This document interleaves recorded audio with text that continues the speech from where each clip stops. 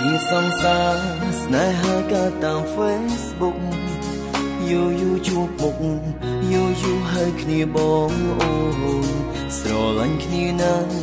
ពុំយើងរៀបចំគុំរងអីនួនអូនបងខំបងរៀបការឆាប់តែต้องយូរទេអូនធ្វើឲ្យបងសាញ់ឆ្អែត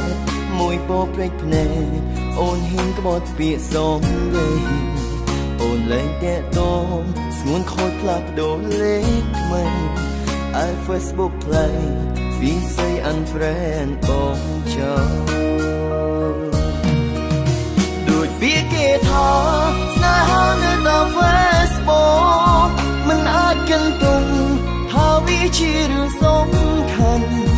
គួរក្បាលចាំក្រលៀបនៅឆ្វេងភ្នែកស្ដាត្រូវកត់ចំណាំកុំឲ្យជឿចាប់ថ្ងៃក្រោយប្លុកបងចោលទៅកុំឲ្យសើចឃើញអូនទៀតពេលនឹងប្រហែលអូនមានសងសារថ្មីហើយបងស្ដាយខ្លាំងដែរព្រោះបានដាក់ចិត្តនឹងស្នេហ៍ក៏ប៉ុន្តែបងអាចកាត់ចិត្តជប់ខ្វល់បាន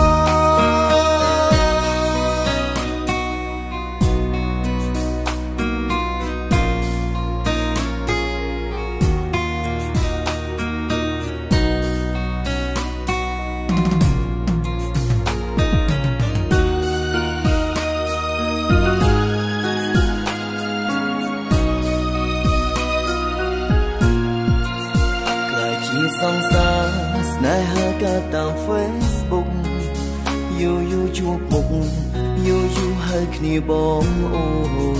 ស្រឡាញ់គ្នាណាស់ពុំយើងរៀបចំគុំរងអីនួនអូនបងខំបងរៀបការឆាប់តែต้องយូរទេអូនធ្វើឲ្យបងសាញ់ឆ្អែត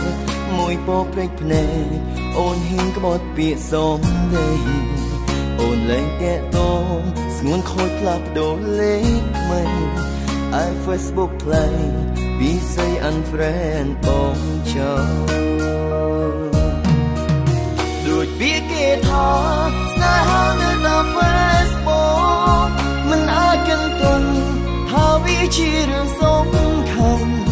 គួរក្បាលចាំក្រលៀបនៅឆ្វេងភ្នែកស្ដាត្រូវកត់ចំណាំ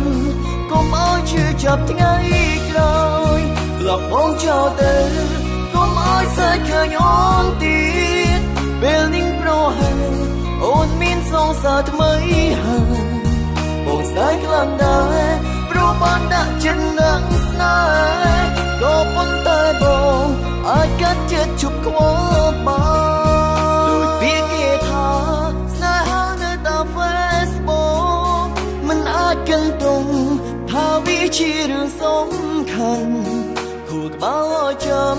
ក្រលៀបនៅឆ្វេងភ្នែកស្ដាត្រូវកត់ចំណាំ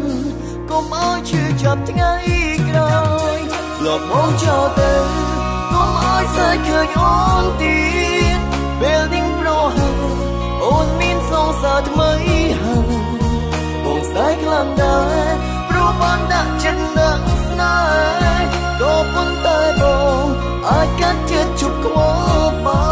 នបងស្ដាយខ្លាំងដែរព្រោះបានដាក់ចិត្តនឹង